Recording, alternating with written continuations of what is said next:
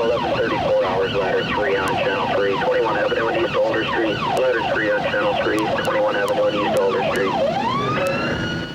Hello there, I'm Steve Poole. Hey, have you ever seen one of these? It's a firefighter's helmet. This is what firefighters put on when they go to fight a fire. Now, if you're interested in being a firefighter, you've come to the right place because we've got some other kids here who are interested in the same thing. Say hi, kids. Hi. All right, let's get things started. We already know what this is. Let's see if we can learn some more about what firefighters do. Watch this.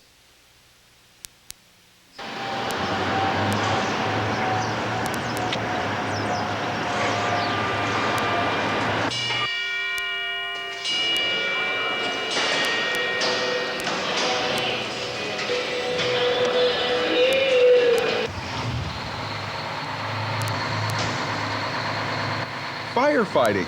It's one of the most interesting and challenging jobs around. You often see and hear them going to the scene of a fire or a rescue, a car accident, or even a spill of dangerous materials. They are the guardians of our safety, and they take a lot of pride in filling that role.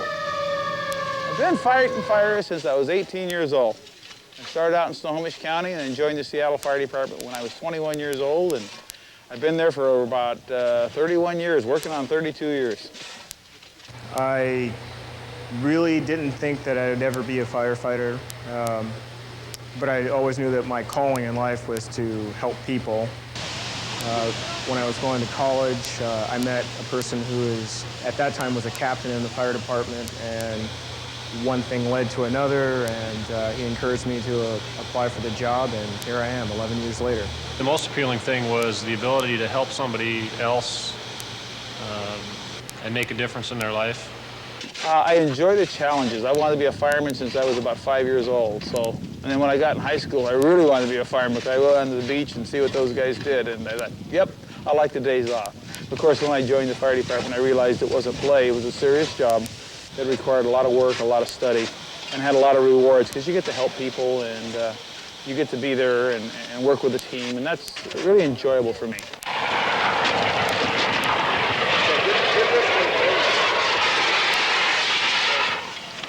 You're done.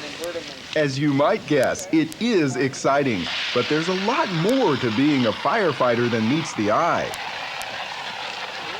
Well, first of all, you have to study a lot when you're in junior high school and college so that you can pass a test and get in, and you have to work out and stay in good shape so that you can also pass the physical part of the test.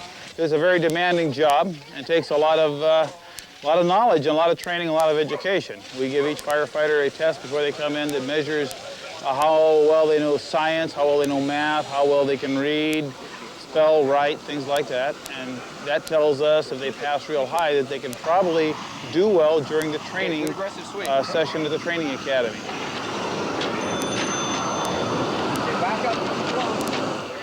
Now that was kind of interesting, don't you think? You guys have any questions about firefighting? Is there a school you have to go to? Well, that's a good question. Do firefighters have to go to school and practice? Well, as a matter of fact, they do. Watch this.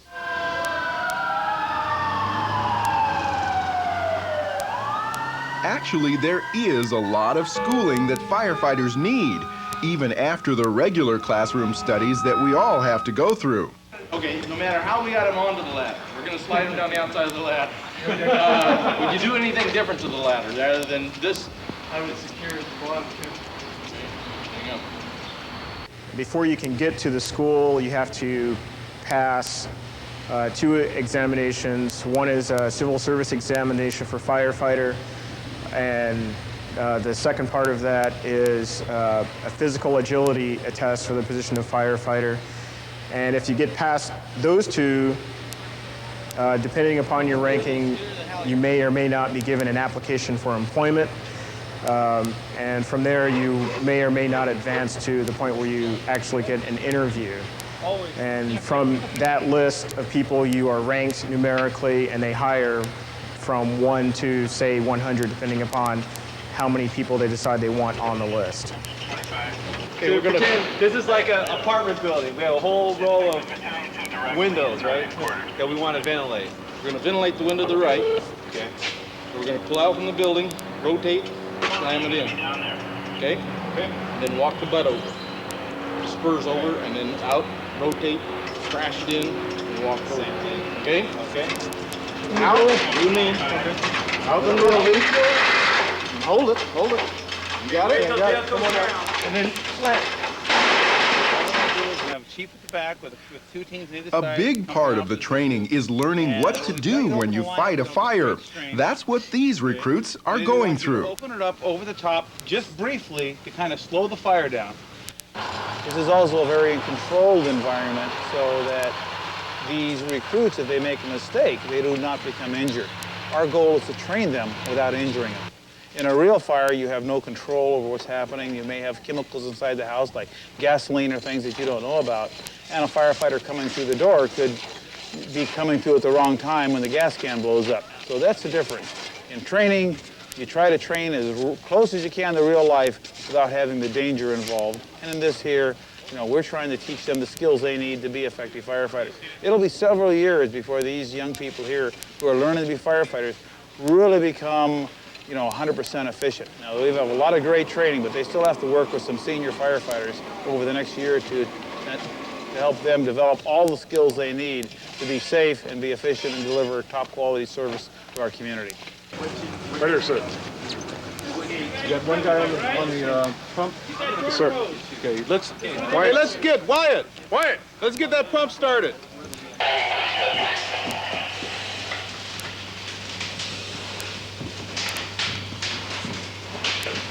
First line, second line. Okay.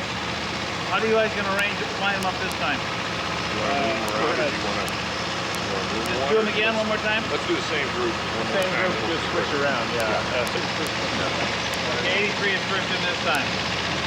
Let's do it. We're lighting it off.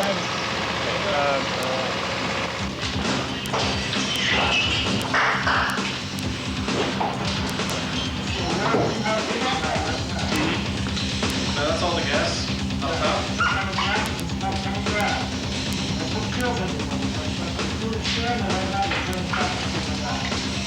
I'll stay a little bit. Watch your face, gentlemen.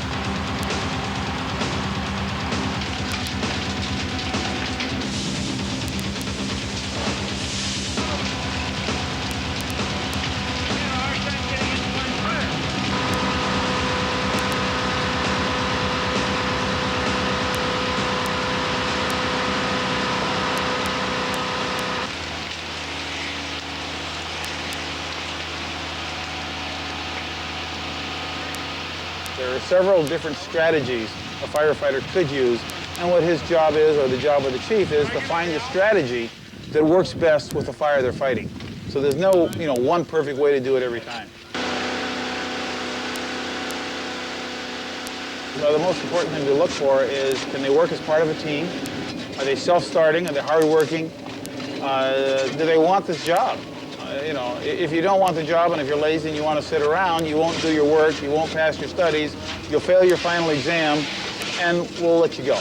We give every recruit about, I'd say probably 80 hours of homework a month that he or she has to study. And if they don't study their work and pass the test with a score of 80% or greater, we can't have somebody passing scores of 50. 80 is passing. So if they don't pass the scores with 80, we'll find somebody who wants a job enough to do that. And you're just trying your hardest, and you make mistakes and start getting down on yourself, and it's hard. You just got to keep plugging away and keep a good attitude. And again, you're working and relying on your teammates in drill school. Well, the first step in training is the basic hose and ladders, the skills necessary so that when they come out to a fire like this, they don't have to think about what they're doing with a hose. And after 4 or 5 weeks of basic hose and ladders, we teach them how to use their mask, how to rescue people, where to look. We teach them all the book stuff, you might say, at the academy. And after they've been in the fire department 7 or 8 weeks, then we start teaching them how to fight fires in concrete structures and in flammable liquids like for gasoline tankers and things like that. And last but not least, we teach them how to fight fires in buildings like this one here. And like these recruits here, they've been doing this almost 11 weeks. They're at 10 and a half weeks. And next week, in fact, actually tomorrow, they graduate from the training academy tomorrow, if they are all successful. And starting next week, they go to work in the fire station. They will be on probation. In other words, they're just temporary employees, so to speak, until they've completed their first year. The training academy is just the first phase of their training. Then they'll go out to the fire station and start phase 2 and phase 3. Phase 2 is at a special training station where they review all their hose and ladders again, and they'll practice working with the crews. And then after they finish phase 2 in the last 4 months of their first year of employment, then they go to their own fire station, and at that fire station, they start learning about all the streets and all the houses in that district they work in, and all the special things they have to know to be an efficient firefighter in that neighborhood.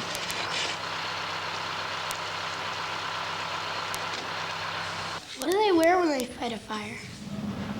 We asked this firefighter to put on his gear step by step so that we can see all the equipment and how it works.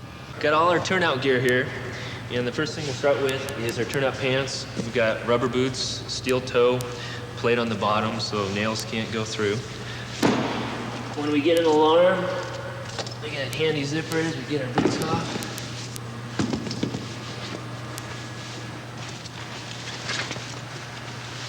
Slip on nice. Have to have our red suspenders. As far as these go with our turnouts, they're insulated. We have a liner on the inside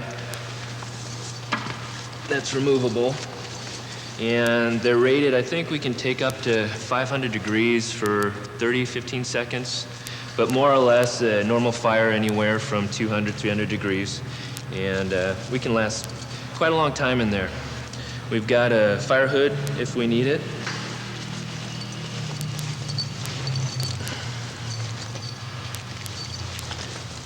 Got all our gear. We've got pockets everywhere to carry spare equipment. We've got our gloves we need. Got all kinds of body loops, door wedges, things that might come in handy in a fire. We've got, every firefighter now has a radio, so if they ever get trapped or in any situation need be, they have a means of getting help.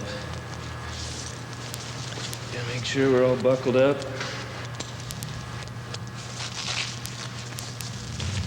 We've got a neck collar, protect our throat. We gotta be covered up completely when we go into fire. Steam and heat is our main enemy. Okay, we have our breathing apparatus.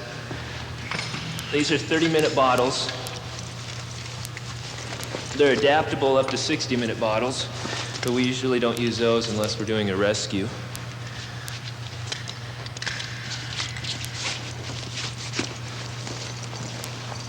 We have our mask, goes with it.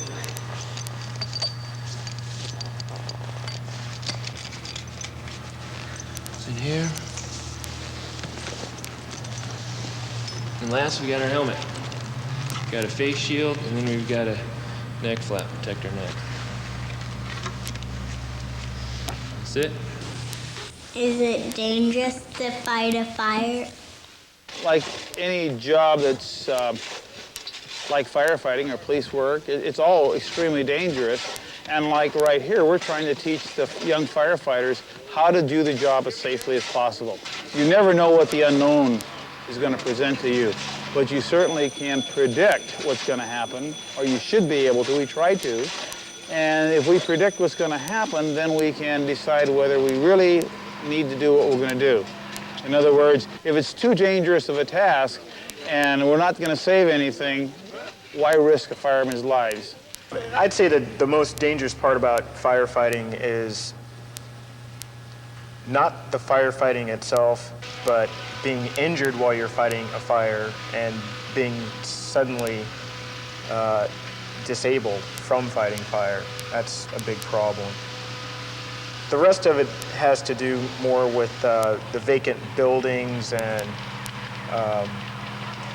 not really being able to tell how safe it is, although things are really improving with respect to vacant buildings these days. If a building is a vacant building, there's nobody in it, it's already well involved with fire, it maybe is going to be better to stand outside and put water on it and slow the fire down rather than send firefighters inside, try to put it out and have it collapse on them. So that's ways in the 90s that we look and manage risk and try not to have firefighters get hurt doing something that doesn't give you a good return. Being up on top of burning buildings is, for me, particularly dangerous. As a matter of fact, I had a fall off a roof last year, so I'm speaking from experience, not a fear. It's just something that happens, you know, nature of the beast. The gear we have is really good. The number of people we have at a fire, if you get into trouble, I'd say it's probably pretty easy to get out unless you've managed to really do something way out of line and get in too deep. So nowadays, I guess you could say it's becoming more hazardous because of the construction. It's the big thing, the lightweight construction and the integrity of the buildings and the structures we're on. It's really compromised. Fire can damage the supports and so forth sooner. So by the time we roll on and say the truck company gets up on the roof, there's large chances that the roof could be collapse on them, or even the firefighters inside have stuff fall on them. So it's getting more dangerous. As far as your fears of it, I don't know how corny it sounds, but from our position, I think it's a job we want to do, and we really don't think of it as much, where you see a guy washing windows on a skyscraper. I'd never want to do that, but to him, it probably doesn't bother him. So I guess you could say it's just the job that we do, and we enjoy the thrill of it, more or less.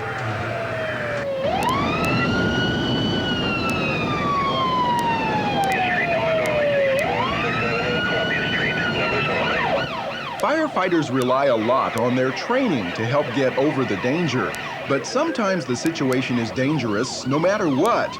This is what happened one day when a window washer got stuck on the side of a building. We're downtown Seattle, one of the high-rise buildings at 6th Avenue and Columbia Street, and the fire department's been called to help some window washers. Apparently their window washing instrument got stuck, ran out of power, broke down.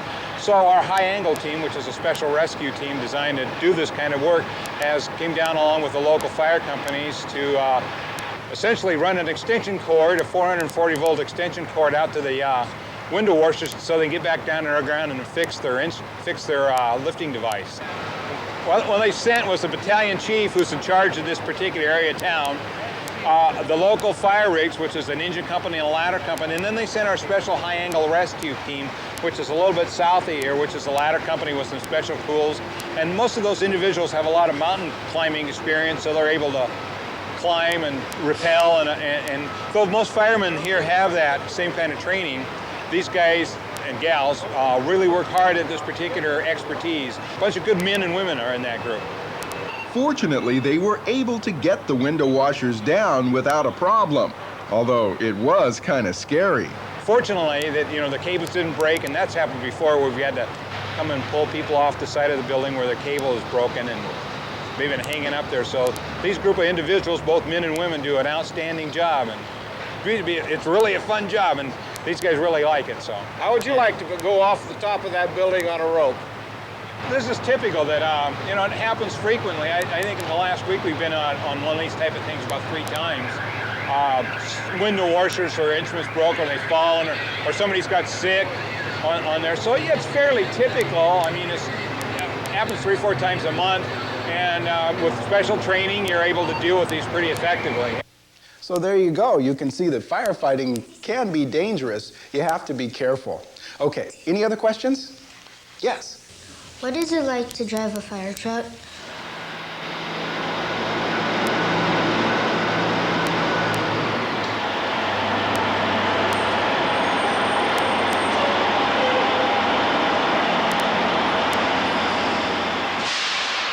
I do drive a fire engine. It's a heck of a lot bigger than a car. You just kind of have to take it easy. A lot of people, I think, would imagine that driving a fire engine is kind of crazy, you know, because it's big and you're going pretty fast, and it's looks pretty exciting. But we try to take care, and we try to watch out for everybody on the road, and just try to imagine that everybody is going to pull out in front of you, and just try to be as safe as you can be. It's pretty challenging sometimes, especially up here, because the roads are pretty narrow and the engines are pretty wide. Sometimes you have 2 or 3 inches on each side to get through traffic. But it's a lot of fun. Can girls be firefighters too? You betcha. Anybody that can pass the test and want to do the work. We have men and women in the fire service. We have women chiefs and women officers and women firefighters and paramedics as males, and we are an organization that tries to reflect what our community is made of. So we have minorities, we have majorities, we have men, women, and anybody who can pass the test, no matter who you are, can be a firefighter. Firefighters can end up battling blazes everywhere. Here's a ship fire.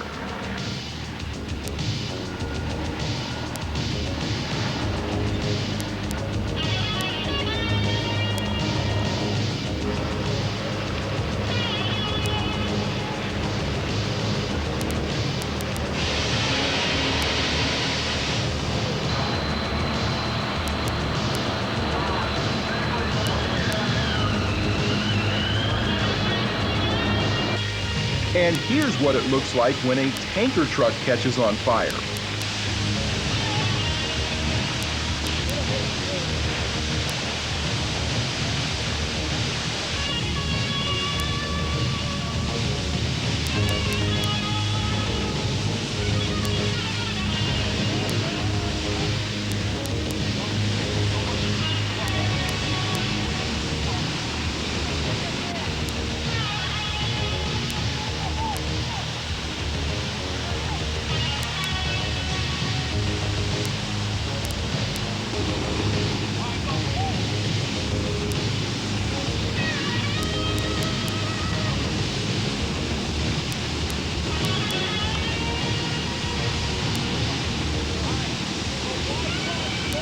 My first run, I thought, man, this is really cool. all the noise, and we're going pretty fast, and going through traffic lights and everything, and it was just really exciting. Everything's running through your mind as far as what you were taught and if you're going to remember it. And when you're a boot and you're the new guy out, you have the sense that you should be doing everything, and you get the grunt work, and so you're trying to help everybody out and do everything at once. It was just a big bundle of nerves, being nervous anyway, and then overcharged with adrenaline. So getting there and all of these things that you've been taught running through your mind, and not knowing what you're going to have when you get there, and making sure that you don't make a mistake while you're there. It's exciting. Fighting fires is exciting because you're always changing what you're doing. There's always something different, and you always have to be thinking. But it's probably scary is one of the things I look at it. It's, you don't ever want to see somebody's house burn down or see somebody have a heart attack. You want to be there to help, so you get that good feeling from that. But you also have the sad feeling, you know, that somebody's been hurt or somebody's died or somebody's belongings burned down. So it's kind of a mixed feeling that you have when you're a firefighter. You have great exhilaration that you can help somebody, but it's, very demanding work, very hard work, very dangerous work.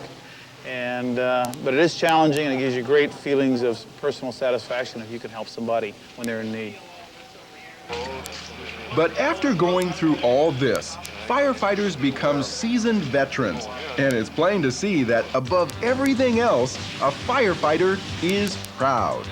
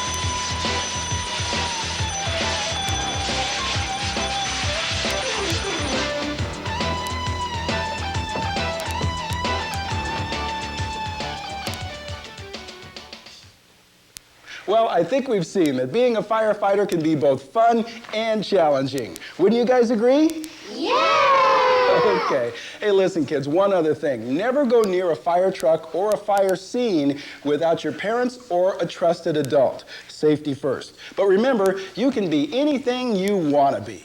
So long! Bye!